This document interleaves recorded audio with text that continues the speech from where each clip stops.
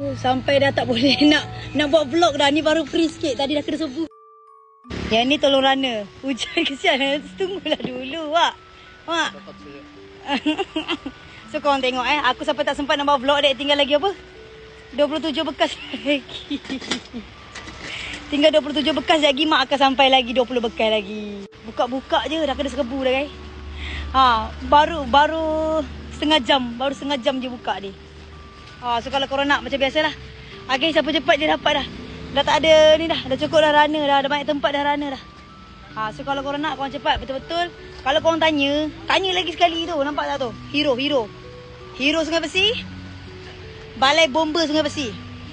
Berdekatan dengan Balai Bomba.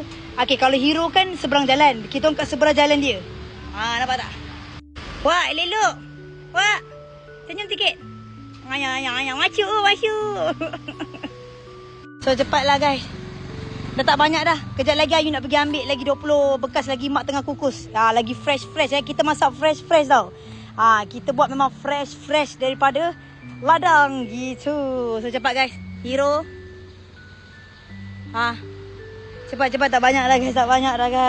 Alhamdulillah laju juga hari ni. Syukur alhamdulillah. So cepat korang dekat pekan Sungai Besi.